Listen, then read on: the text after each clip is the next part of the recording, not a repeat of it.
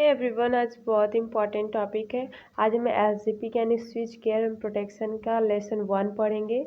Please video को शुरू से लेकर लास्ट तक देखें, क्योंकि बहुत इंपॉर्टेंट थिंग इसमें बताने वाले हैं जो आपके एग्जाम में पूछेंगे पूरे सिलेबस के हिसाब से 2021 के। आज हम फॉल्ट के बारे में पढ़ेंगे। उसके बाद 3 फेज सिमेट्रिकल फॉल्ट क्या होता है, फिर जितने भी आपके सिस्टम या डिवाइस होते हैं उनके सभी प्रॉपर्टी, जो रिलायबिलिटी, सिलेक्टिविटी, स्टेबिलिटी, इन सब के बारे में पढ़ेंगे। और 3 फेज सिमेट्रिकल फॉल्ट पढ़ेंगे। उसके बाद हम abnormality condition of electric power, फिर representation of fault condition through single line diagram. मतलब सिलेबस के अकॉर्डिंग लेसन 1 पूरा कंप्लीट इसमें रहेगा, तो प्लीज़ वीडियो को शुरू से लेकर लास्ट तक देखें। पहले जो हमारा फॉल्ट होता है, ये 2 टाइप से हम बेसिकली डिवाइड करते हैं। एक ओपन सर्किट फॉल्ट होता है, दूसरा शॉर्ट सर्किट फॉल्ट होता है। तो हम लोग को इसमें शॉर्ट सर्किट फॉल्ट ही पढ़ना है, हम लोग के सिलेबस में ही है। ओपन सर्किट फॉल्ट जो होता है, 1 conductor open, 2 conductor open and 3 conductor open, ये 3 टाइप के होते हैं। और जो शॉर्ट सर्किट फॉल्ट होते हैं 2 टाइप के होते हैं। एक सिमेट्रिकल फॉल्ट होता है, एक अनसिमेट्रिकल फॉल्ट होता है। जो सिमेट्रिकल फॉल्ट होते हैं ये 2 टाइप के होते हैं। इन सब के बारे में अभी डिस्क्राइब पढ़ेंगे, अभी बस नाम बता रहे हैं आपको। पहला में एल फॉल्ट है, तीसरा में LLG फॉल्ट है। और अनसिमेट्रिकल में 4 टाइप के होते हैं। एक LG फॉल्ट होता है, एक LL फॉल्ट होता है, एक LLG फॉल्ट होता है, एक LL एंड LG फॉल्ट होता है। जिसमें से जो सिमेट्रिकल फॉल्ट है ये 2 से 3% तक होने के चांस होते हैं, और अनसिमेट्रिकल फॉल्ट जो होते हैं 70 से 80% होने के चांस रहते हैं। ठीक है, तो पहला LL फॉल्ट के बारे में डिस्क्राइब कर दे। और ये टॉपिक को प्लीज़ आप नोट कर लीजिएगा, क्योंकि हर साल ये 5 नंबर का जरूर पूछता है ये फॉल्ट वाला में से। ठीक है, तो पहला जो LL फॉल्ट है इसको पूरा देखिए। LL फॉल्ट का मतलब होता है कि जब 3 लाइन जब शॉर्ट सर्किट हो जाए, यानी तीनों लाइन अगर एक दूसरे से टच हो जाए तो ये LL फॉल्ट होता है। ठीक है, ये ज़्यादा केस जो होता है ये आंधी या तूफान आता है, उस समय आपका तार ऊपर नीचे होने की वजह से शॉर्ट सर्किट हो जाते हैं तीनों। जब तार सट जाते हैं तो ये बहुत कम होने के चांस होते हैं, 2 से 3, लेकिन ये बहुत बड़ा फॉल्ट होता है। बहुत सबसे खतरनाक फॉल्ट ये होता है। जैसे कि इसमें लिखा हुआ है फॉल्ट हमें बैलेंस होता है, LL फॉल्ट सिस्टम बहुत कम होता है, लेकिन यह सभी फॉल्ट सबसे खतरनाक फॉल्ट होता है, क्योंकि इसमें अत्यधिक करंट प्रवाहित होते हैं। इस कारण यह सर्किट ब्रेकर की रेटिंग निकालने में भी काम आती है। इसकी संभावना बस 2 से 3% होती है। अब उसके बाद LLG फॉल्ट जो होता है, इसमें क्या होता है कि 3 लाइन तो शॉर्ट सर्किट होती हैं, उसके साथ वो ग्राउंड से भी टच हो जाती हैं। ठीक है, तो कितना भी तो LL से कम है, ग्राउंड से टच हो जाए, अर्थिंग उसको मिल जाती है। ये भी हमारे 2 से 3%, क्योंकि सिमेट्रिकल फॉल्ट, जैसे कि इसके फिगर में आप देखिए कि इसमें फर्स्ट वायरिंग से भी मतलब फॉल्ट हो रही है, दूसरी से भी, तीसरा साथ में ग्राउंड से भी जब टच हो जाए तो हमारा LLG फॉल्ट कहलाता है। उसके बाद हम अनसिमेट्रिकल में पहला वाला आते हैं कि LG फॉल्ट जो होता है। LG फॉल्ट ये 70 से 80% ये फॉल्ट जो होते हैं होने के चांस होते हैं, सबसे ज़्यादा LG फॉल्ट होने। इसमें क्या होता है कि जो एक माने एक जो हमारा फेज है, एक फेज माने आंधी या तूफान या किसी और भी कारण, मतलब वो तार अगर टूट के आपके ग्राउंड से टच हो जाए तो उसे अर्थिंग मिल गया, और वो जो फेज है तो ये हमारा LG फॉल्ट होता है। ठीक है, ये जो फॉल्ट होता है हमारा 70 से 80% होने के चांस होते हैं, इसे आप लिख सकते हैं। दूसरा हमारा LL फॉल्ट होता है। इसमें क्या होता है, सिर्फ 2 फेज जब आपस में शॉर्ट सर्किट हो जाए तो ये हमारा LL फॉल्ट कहलाता है। ठीक है, ये 15 से 20% ये जो LL फॉल्ट होने के चांस होते हैं, जैसा कि आपको ये फिगर में दिखाया गया, जिसमें कि RYB हमारा तीनों फेज है। ठीक है, और F जो वो फॉल्ट को डिनोट करता है। ठीक है, आप इसको नोट करते हुए चलिए, स्क्रीनशॉट ले लीजिए। ठीक है, ये आपके पूरे सिलेबस के अकॉर्डिंग है।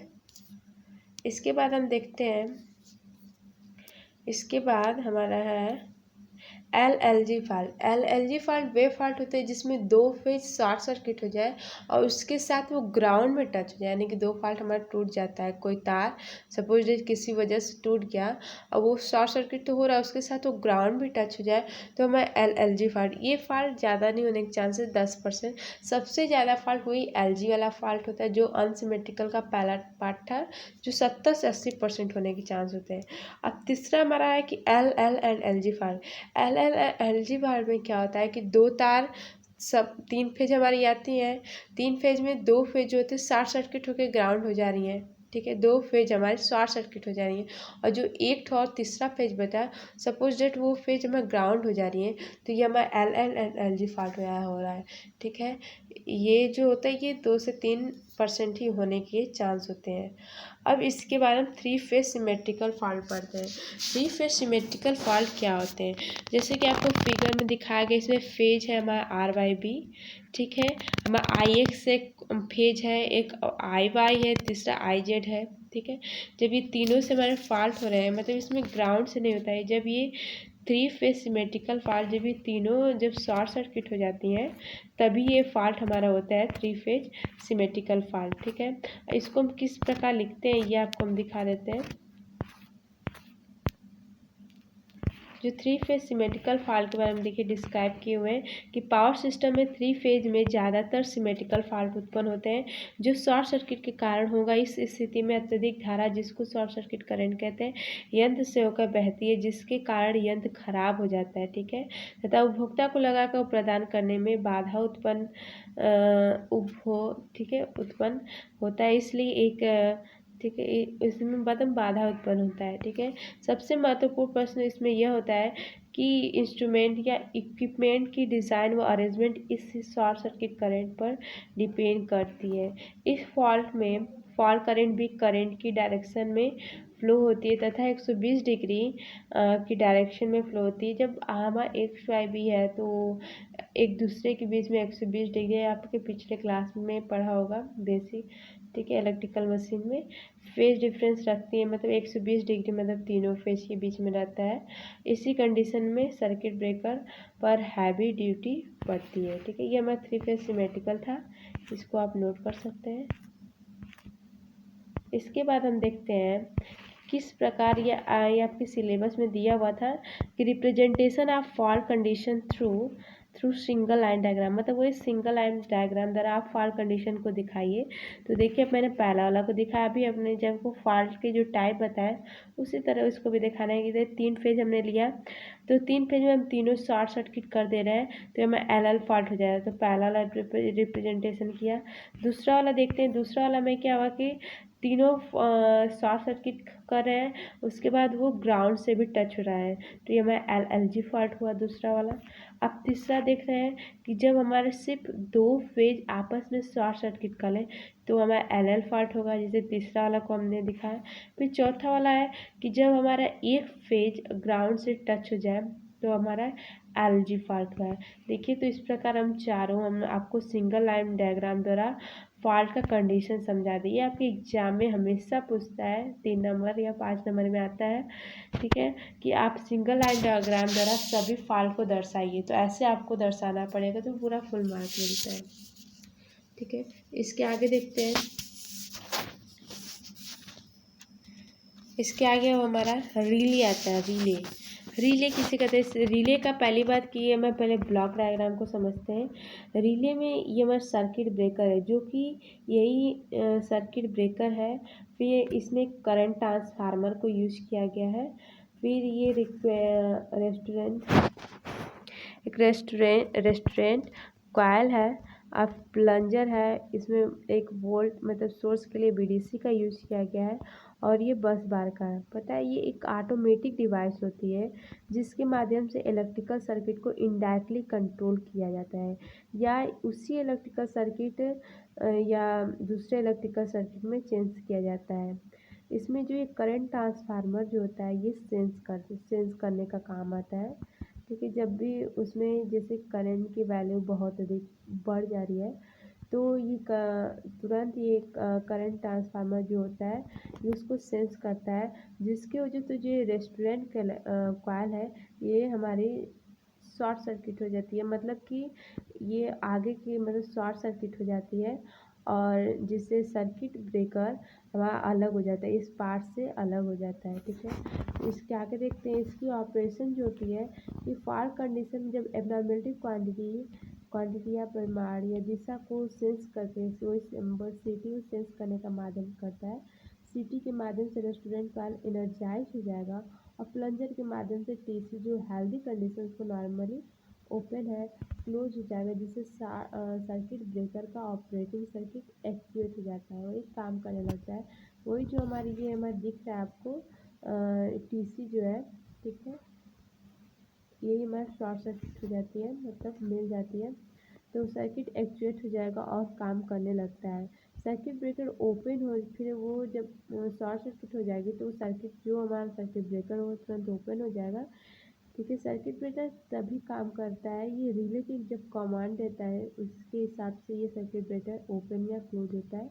सर्किट ब्रेकर ओपन होकर फॉल्टी पार्ट को फिर हमारे डिस्कनेक्ट कर देता है। ठीक है, ये रिले का वो था, ब्लॉक डायग्राम था।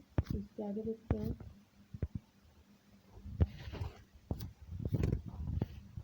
प्रोटेक्टिव रिले फॉल्ट होने की घटना के अनुमान या बचाव। ठीक है, बिना ये बात है कि जो रिले होता है ये जब प्रोटेक्टिव सिस्टम जो भी हमारा रहता है वो फॉल्ट होने के बाद ही सेंस करता है, लेकिन इसका एक अपवाद होता है, एक बकौल रिले जो होता है वो एक ऐसा रिले है जो कि आपके फॉल्ट होने के पहले अलार्म के रूप में देता है, वो अपवाद के रूप में है। ये आप लिख सकते हैं, जो हमने बोला वही सब इसमें लिखा हुआ है। और प्रोटेक्टिव सिस्टम में निम्नलिखित उपकरण होते हैं, जैसे कि हमारा CTBT या ट्रांसड्यूसर जिसे कह सकते हैं, प्रोटेक्टिव रिले, तीसरा हमारा सर्किट ब्रेकर। जो हमारे ट्रांसड्यूसर होते हैं, ये ट्रांसड्यूसर क्या करते हैं, ये करंट या वोल्टेज की वैल्यू को कम करके रिले की ऑपरेटिंग सर्किट में भेजने का काम करते हैं। ये हमारे ट्रांसड्यूसर यानी कि करंट या वोल्टेज की वैल्यू को कम करते हैं। जो हमारे करंट ट्रांसफार्मर करंट की वैल्यू को कम करता है, वोल्टेज ट्रांसफार्मर वोल्टेज की वैल्यू को कम करता है। इसे आप डिफिनेशन में लिख भी सकते हैं।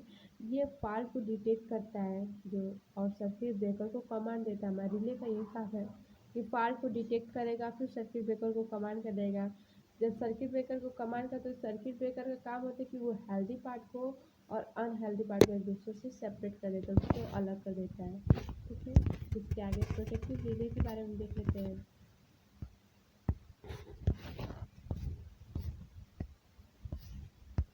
ठीक है, बेसिक इलेक्ट्रिकल क्वांटिटी जो फॉल्ट कंडीशन में नॉर्मल कंडीशन में बदल जाती है।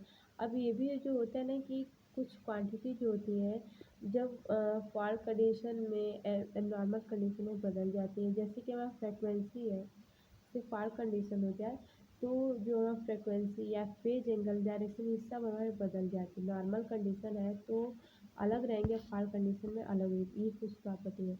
अब सर्किट ब्रेकर, ठीक है, जो सर्किट ब्रेकर जो होता है रिले की कमांड के द्वारा ऑपरेट करता है और अनहेल्दी और हेल्दी पार्ट को एक दूसरे से सेपरेट करता है।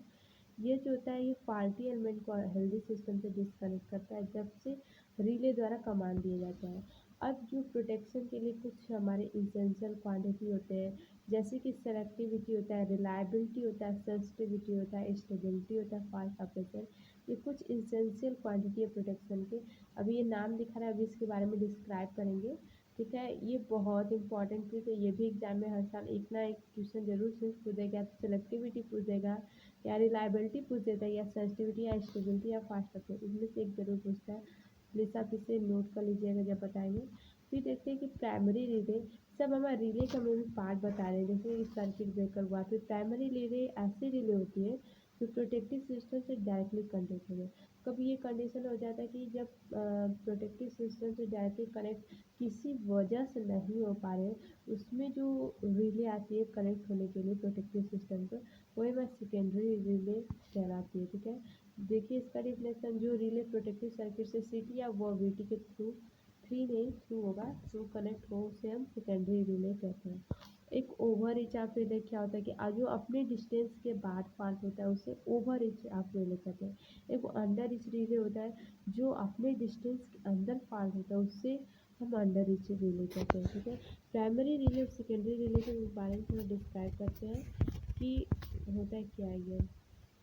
जो हमारा प्राइमरी प्रोटेक्शन होता है, एक तो ये भी आपको पूछ सकता है क्वेश्चन में कि इंडस्ट्री में किसी भी ड्राइव को प्रोटेक्शन के लिए हम लोग कितने बेसिकली यूज करते हैं, किसी डिवाइस तो दो तरह के हम स्कीम का यूज करते हैं। एक प्राइमरी प्रोटेक्शन होता है, एक सेकेंडरी। तो हमने बोला कि जो हमारे प्रोटेक्टिव सिस्टम के जो डायरेक्टली कनेक्ट होता है वही हमारा प्राइमरी प्रोटेक्शन होता है। सपोज दैट किसी वजह से वो नहीं कनेक्ट हो रहा है या कुछ खराबी हो गया है तो उसमें जो दूसरा हमारा आता है, ये आप यहाँ डिफिनेशन लिख सकते हैं प्राइमरी का। तो हमारा दूसरा अगर डिवाइस यूज हो रहा है तो हमारा बैकअप प्रोटेक्शन या सेकेंडरी, या फिर हम सेकेंडरी प्रोटेक्शन कह सकते हैं। तो देखिए, बैकअप प्रोटेक्शन में यदि किसी सिचुएशन में प्राइमरी प्रोटेक्शन एक्ट नहीं करता तो उस केस में हम बैकअप प्रोटेक्शन लाइन में आता है और सिस्टम को आइसोलेट करके प्रोटेक्शन प्रोवाइड करता है। ठीक है, तो इसके बारे में देखते हैं आगे। ठीक है, अब ये हमारे फ्यूज की प्रॉपर्टी कह लें या फिर प्रोटेक्शन डिवाइस की इसेंशियल क्वांटिटी कह लें। अभी नेक्स्ट वीडियो में होगा कि सिलेक्टिविटी क्या होता है, रिलायबिलिटी, स्टेबिलिटी, फ्यूज प्रोटेक्शन, ये नेक्स्ट वीडियो में होगा। जब क्योंकि वीडियो लॉन्ग हो रहा है तो प्लीज़ इसके अगले वाला वीडियो का वेट कीजिएगा। अगर आपको वीडियो अच्छा लगे प्लीज़ इसके लाइक शेयर एंड सब्सक्राइब करें, क्योंकि इसमें पॉलिटेक्निक की हर रिलेटेड न्यूज़ इस पर अपडेट होती रहती हैं और सभी क्लासेस चलती हैं। प्लीज़ चैनल को सब्सक्राइब कर लें और ज़्यादा से ज़्यादा अपने फ्रेंड में शेयर करें। Thank you.